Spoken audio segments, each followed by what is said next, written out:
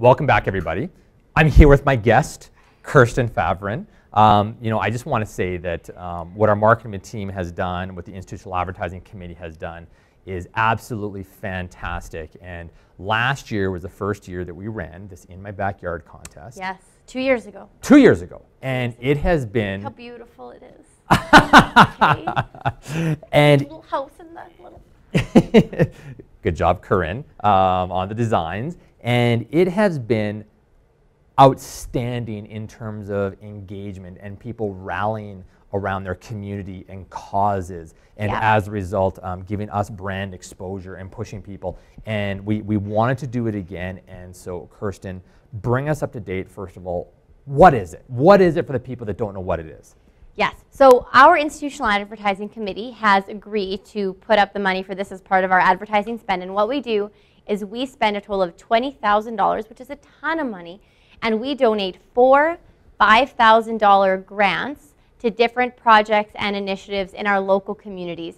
And it's up to you guys to decide who wins, because it is a member of the public or yourself, anybody who's public, which includes you, who's able to upload a project or initiative into one of our 4 categories, and then the winner is 100% decided on votes. So at the start of the contest, you upload people. At the end of the contest, we see which submission in each category has the highest number of votes, and then CIR donates the $5,000 to each one of those 4. That's outstanding, and it gives, to give people enough time to rally behind their cause and get set up. When's it start? When's it end? Yeah, so it's going to start on September 5th, and it's going to close on October 10th. So for those of you who were here last time we ran this, we're doing something a little bit different. Last time we ran this, we had 2 weeks where it was open for submission, but you couldn't start voting yet. Where now it's voting and submissions can start on the first day. The other process was a little bit confusing to people, and it was hard to get people back to vote, so now it's going to start right away. But what that means for you guys is you need to start talking to your clients, starting to members of your neighborhoods and the communities that you farm, people that you work with, your own school organizations or sport organizations that you may support, and make sure that this is getting promoted and that people know that this exists. Because on October 5th, when this starts, you don't want to start promoting it because you're going to have no time to get votes for that category. So you need to make sure that people know how the process works, where they're going to upload their project, and that they've been talking to enough people about it, that people are rushing there on October 5th to get their votes in, and then you guys have the full 5 weeks to make sure that that really, really gets enough support, so hopefully one of your projects wins. What are we talking about?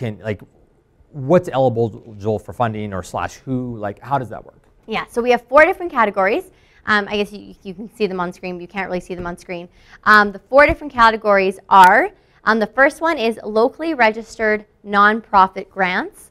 The second one is community facility improvement grants. The third one is a youth extracurricular grant.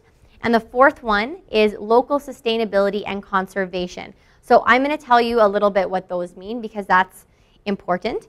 And first of all, you can only submit something to one category. So even if it overlaps, it doesn't work. You can only submit something into one certain category. And anything that doesn't work in one of these 4 categories isn't eligible for funding. So it has to make sense in one of these. Otherwise it'll be taken off of the site. Yeah, we're not saying to give it to an individual. No, just because. Yeah. And there's also important, before I get into these, I just want to talk about some of the location criteria for eligibility, because this is really important as well. We will donate to any project or initiative or charity that operates or is physically located within an area that CIR Realty serves, which is Crebracara. Yeah. So if anybody in Edmonton tries to upload something, that doesn't count. But when we're talking about, so I'll read this out loud for you, because this makes sense. So Calgary, Sundre, Cochrane, Okotoks, High River, Strathmore, Chestermere, Crossfield, Didsbury, Airdrie, Langdon, Irricana, Olds, Red Deer, Sylvan Lake, Innisfil, Lacombe, and anywhere in between those areas that you guys work in is eligible. And so it's really this isn't a Calgary contest by any means, so this is really an opportunity for people in our external areas to generate something huge. I would love to see somebody from one of our satellite areas. Yeah, big time. Would love somebody to win this, and you guys have the opportunity to do that and make a really, really big splash in your town or city. Absolutely. So please do that. So as far as this works, Category 1, locally registered nonprofit grants. What locally registered means is that the Canadian Cancer Society can't win this. This isn't a very kind of big box charity. This would be something like the Mustard Seed could win it, or the Calgary Humane Society could win it, or what's another kind of small logo? The Bethany Center, like little small charities that are just within the cities and the towns that we work in, those can be uploaded. Anything big, you know, like the Red Cross, I mean, those don't count, so don't upload those. Category 2 is community facility improvement grants. So this would be anything that assists community organizations with construction, renovation, or redevelopment of a community or public use facility that'll help enhance the quality of life and enjoyability of a neighborhood. So if there's a park that's falling down, last year we had Silverado, yeah, doing their rink. I know, and they were so close to winning. But there isn't a lot of recreational use in Silverado, so they were petitioning for the $5,000 to build a community rink. So something like that is a perfect example. Category 3 is a youth extracurricular grant. So that's something that supports programs outside of school that offers a range of structured, supervised activities that encourage social skills and self-esteem. So that would include money to fund a sports team, a youth club, or a certain program like that. And the last category is a little bit harder to explain, but it's local sustainability and conservation. So the money for that will go to support local organizations, projects, and producers who protect our local environment and contribute to making Calgary and all the other areas that we serve more sustainable for future generations. So to give you guys some examples of who won this last year, I'll let you guys know. So in 2014, the winner of the locally registered nonprofit grant was the Confederation Park 55 Plus Activity Center. And that's an amazing, amazing organization. And they bus and bring seniors in from all over the city who are a little bit isolated. And they have a tea and biscuit celebration every single week. And they have polka players, and they play cards, and they dance. And it's all free for seniors. So the money went to support that program. For the Youth Extracurricular Grant, that went to the Youth Singers of Calgary because they wanted to buy a new grand piano because that was kind of their next thing to be able to have really big performances. The Community Improvement Grant went to the Stampede City Gymnastics Club.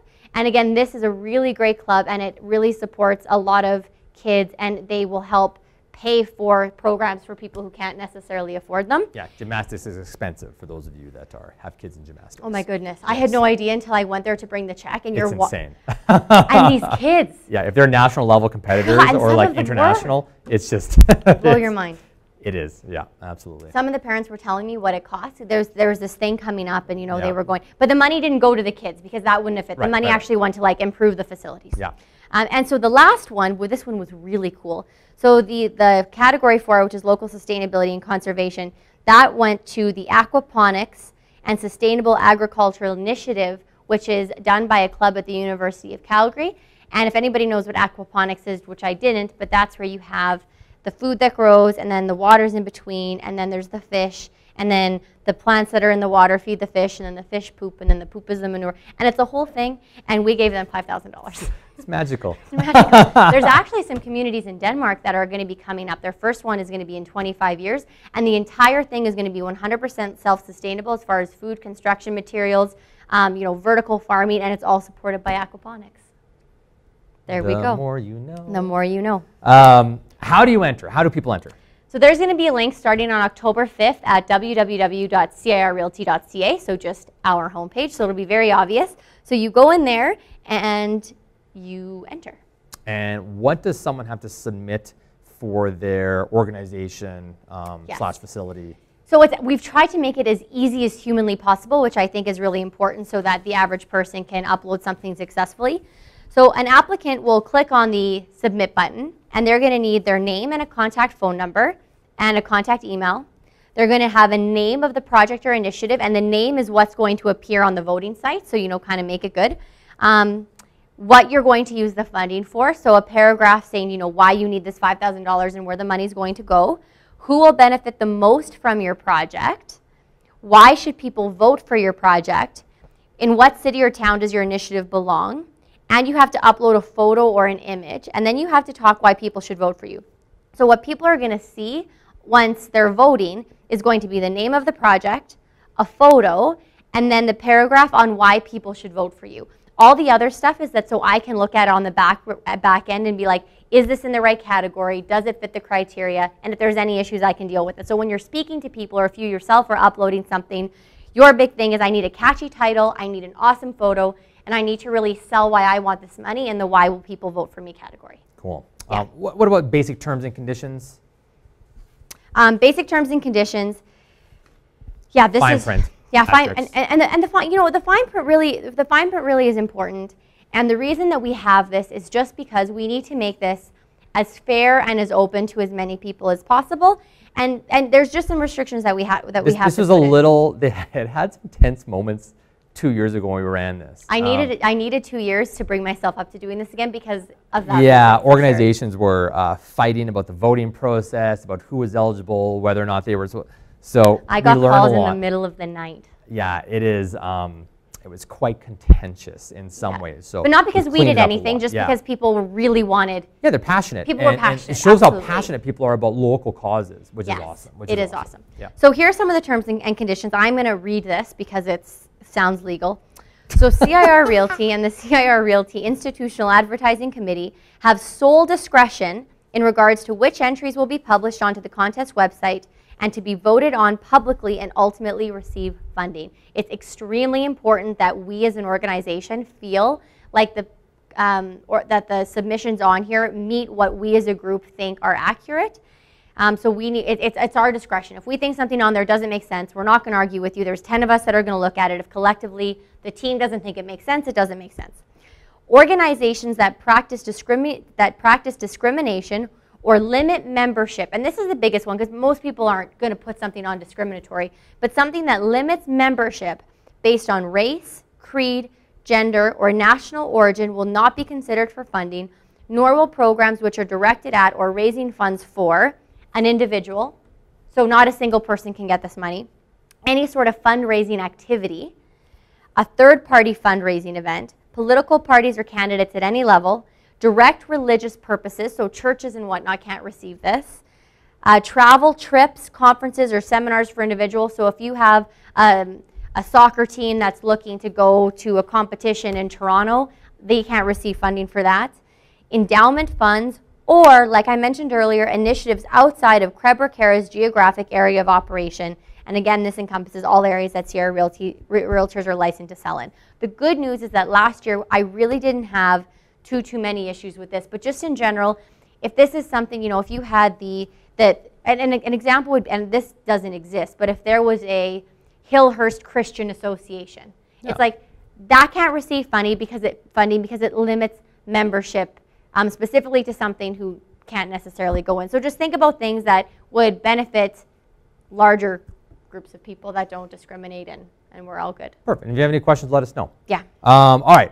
Closing up here, coming to the end of this, when can they start marketing? And when are the marketing materials going to be available, and what's going to be available to them to start promoting this before and during the event? So by next week, you guys are going to have some graphical material from us that you guys can send out to your clients. So that'll be some really great images, some online banners that you can create use. Some buzz. Yeah, some stuff that you guys can post to your website, blogs, whatever you have. We're also going to be ordering lots of postcards for this, so that just like our Best My Nest postcards, you can order packages of 50 of these.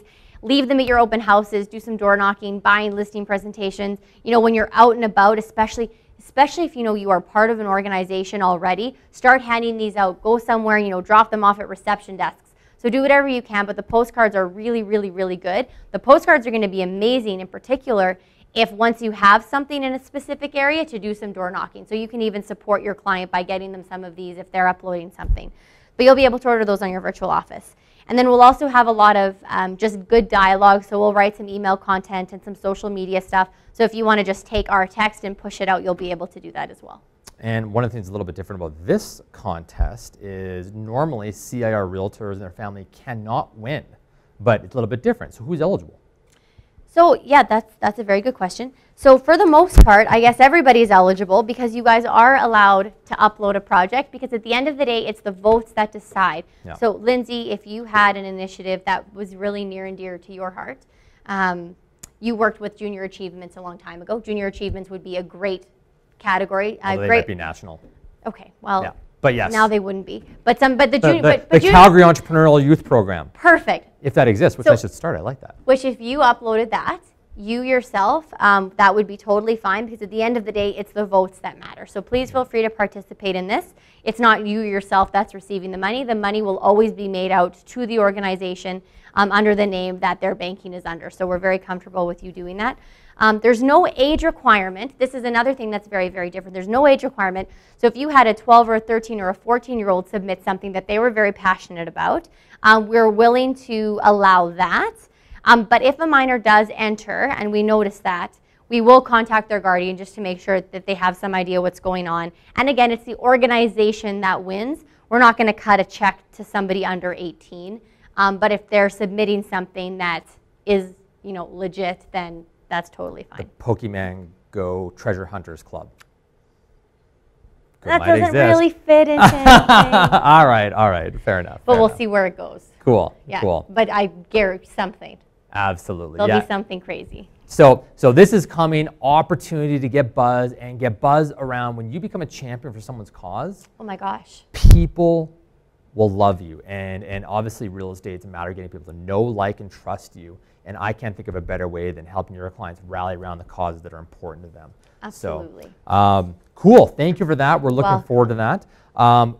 During our business tip, we did our draw. Yep. And if you go to randomnumber.org, there is a random number generator there. And so you enter in the range and you do a random number, and it was number 32. And a number 32 who was online during that and wins one night at the Rimrock Hotel in beautiful Banff, overlooking the valley and everything, is Craig Langlois. Yes, So, congratulations, Craig. Craig, congratulations. So what we need you to do, Craig, in order to be eligible to win, is you need to comment and say, yay, I'm here, or something acknowledging the fact that you won. And we will take a break, and we're going to come back with Dave Eager talking about stepping up your buyer representation game. So stick with us. Thank you.